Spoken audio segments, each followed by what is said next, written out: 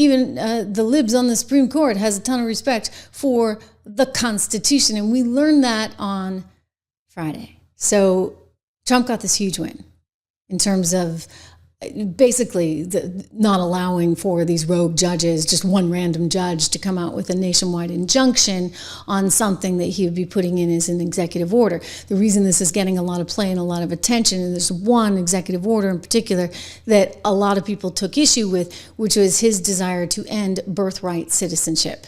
And so the Supreme Court hasn't touched that yet. They will get to it.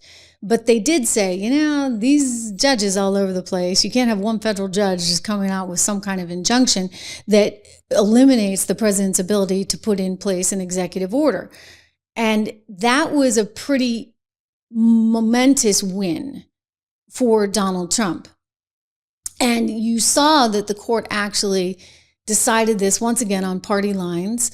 You had your libs and then you had your conservatives. But there was one lib in particular that got called out in this total smackdown by Amy Coney Barrett, who authored the majority opinion, and she just let it all hang out. I mean, I don't think we've ever seen anything quite like this before. This was amazing to me.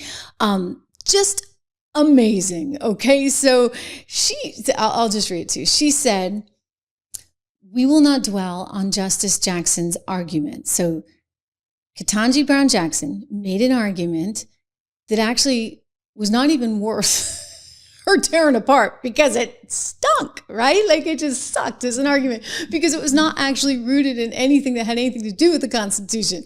It was just a whole bunch of hot takes, a lot of emotion, but no substance. She actually praised Sotomayor, who had a different take, obviously, than the majority, but she said at least she rooted it, right, in legalese. Now, this one was just out there ignoring actual constitutional law. So she wrote, "We will not dwell on Justice Jackson's argument." In other words, translation, it was too stupid for us to even bother acknowledging it, which is at odds, she did say, with more than 2 centuries worth of precedent, not to mention the Constitution itself. I mean, this is something. This is not normal. You don't typically see Supreme Court justices insult each other like this, but she was clearly just done. She said, "We observe only this. Justice Jackson decries an imperial executive while embracing an imperial judiciary." In other words, she is all upset about, this is King Trump. This is the King presidency.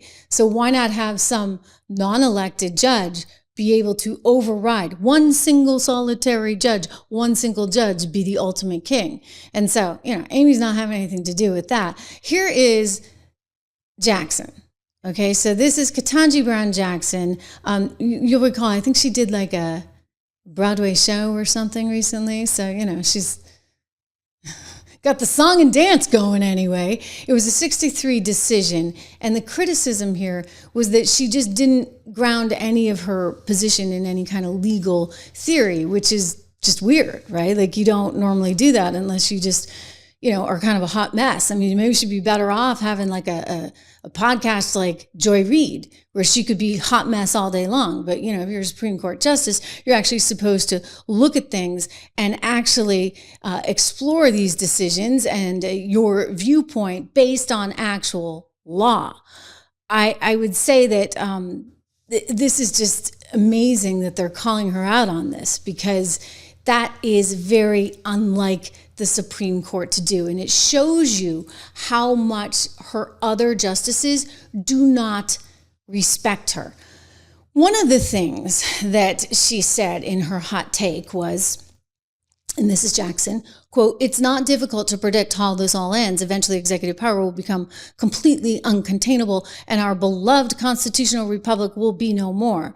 Quite unlike a rule of kings governing system and a rule of law regime, nearly every act of government may be challenged by an appeal to law. At the very least, I lament that the majority is so caught up in the minutia of the government's self-serving, finger-pointing, blah, blah, blah." I mean, you understand where I'm going, right? Like, a lot of emotion, a lot of heat, but there's actually nothing where she's pointing to something that would be of constitutional value. Maybe because she didn't have anything. Although I wouldn't say that because, again, Sotomayor did something rather different. But this is kind of par for the course. I noticed that this woman was not that bright back when they were trying to debate some of the trans issues and the medical care for kids. And she somehow made this wild analogy where she compared the trans situation to not allowing interracial couples. I mean, it was really sort of out there, but you should hear it. Being drawn by the statute.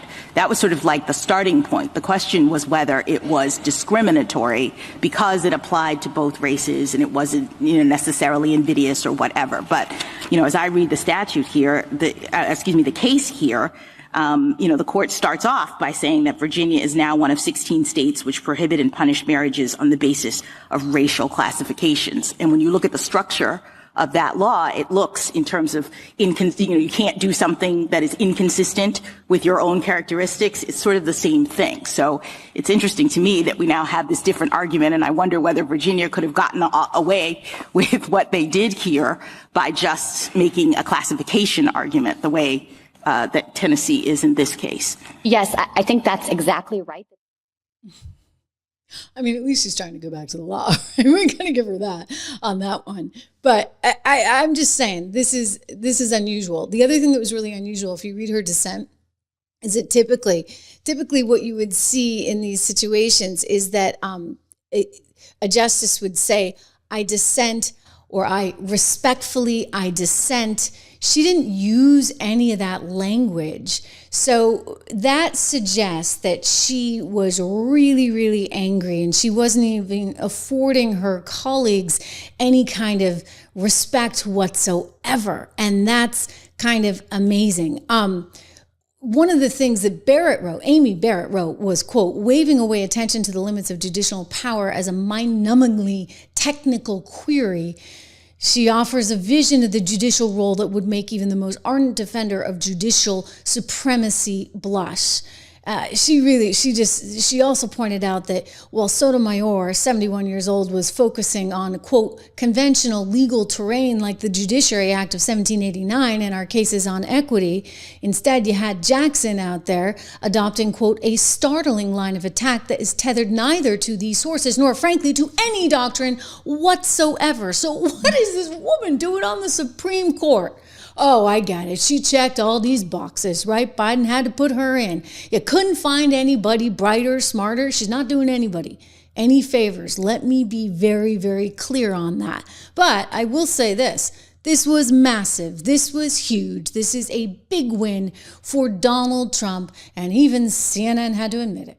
To Donald Trump, multiples of that. And now, finally, this case has made its way up to the Supreme Court. And so we're going to go through this case as quickly as we can. It looks like, at first glimpse, and we're just starting, it looks like the court has put some limits on the ability of district courts, trial courts, to issue those kind of rulings. And it looks like the court has said district courts only have the power to do that in certain very narrow circumstances. So we're going to go through this and get the details soon, but that's the gist. Yeah. Wow. Anyway, big win. And they're going to have to debate and discuss and come out with a decision at some point on birthright citizenship. And I'm just saying, things are about to change. I really do. I think there's a lot of change underway. So good for America, right?